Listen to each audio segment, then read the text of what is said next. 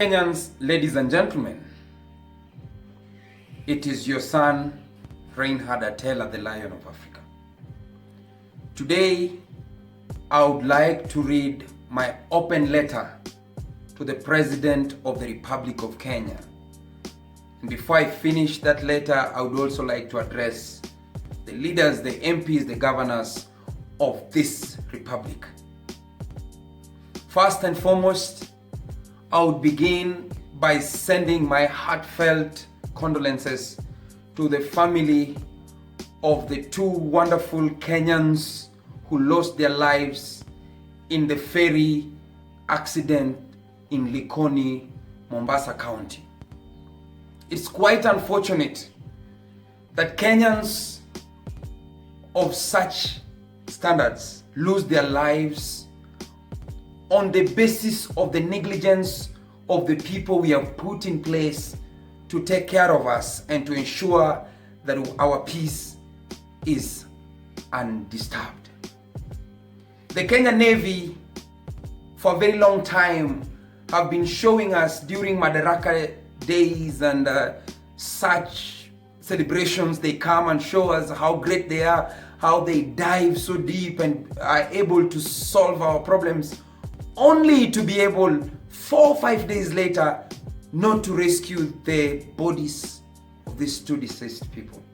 These are Kenyans.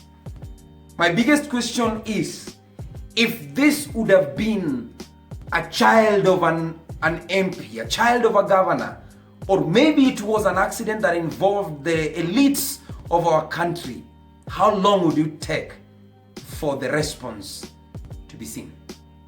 Is it because these families do not have a name ending with nya or nga?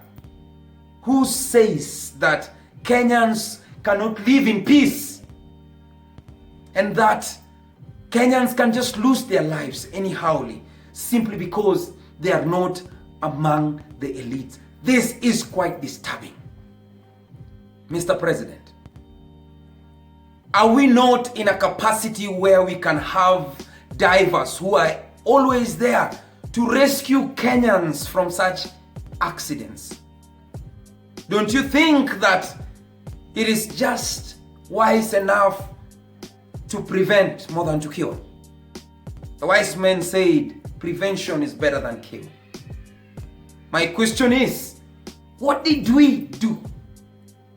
And what are we doing differently that would help us not be able to find ourselves in the situations like the one that happened in Likoni?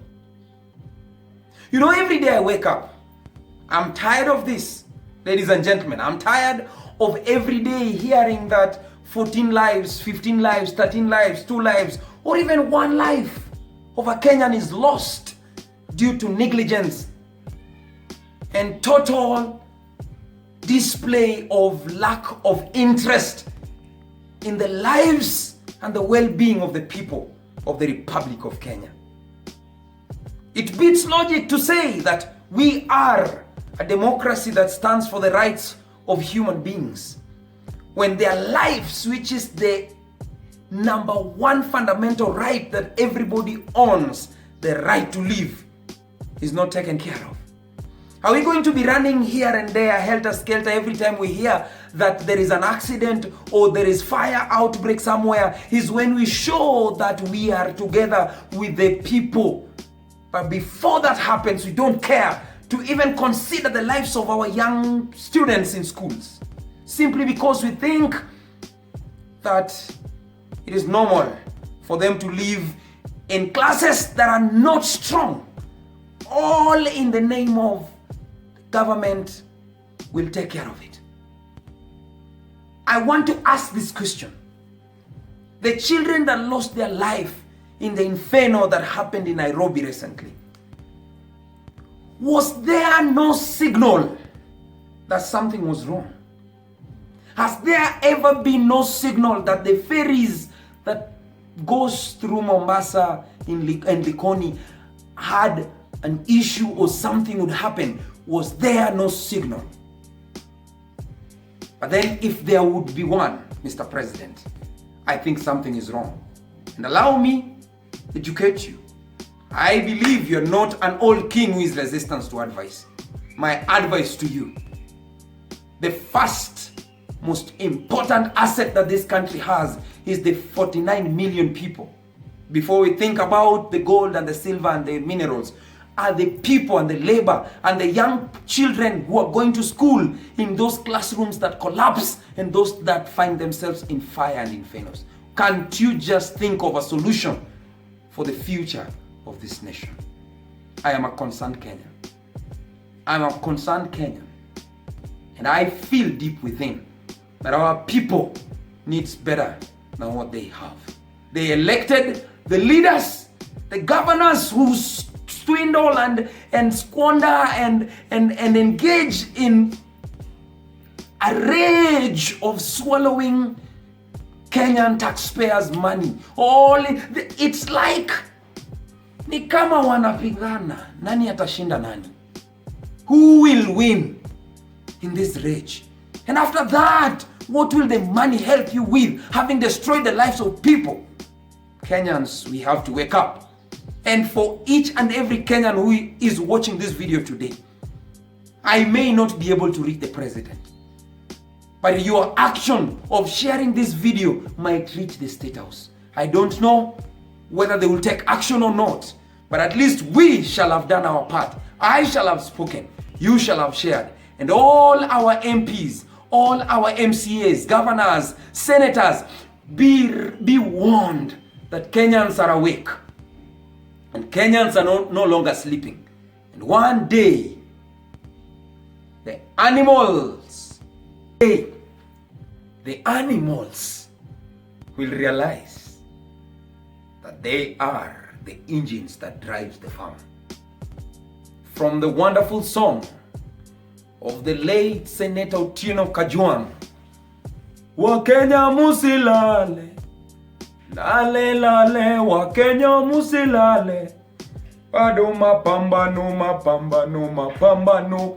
tutapambana na wao, tutamenyana na wao, na hatimaye mwamko mpya utatufikia.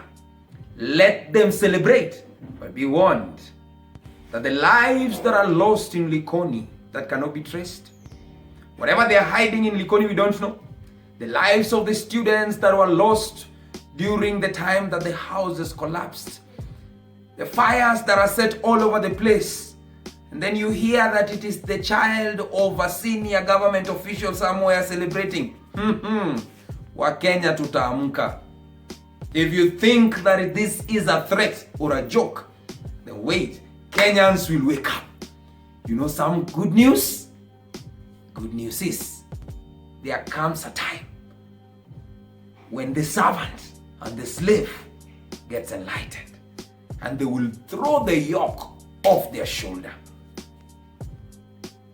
Be warned, Kenyans will one day wake up. Our leaders, we will come for you one after the other. And how we will do it? Very simple. No bloodshed. We will use our votes. And if you think our votes don't count, you will find it when the votes are counted. Kenyans, let's do something. Let's share this video. Let it get to them until we are heard. Because evil thrive when good men keep quiet. Thank you, and God bless Kenya. God bless my motherland.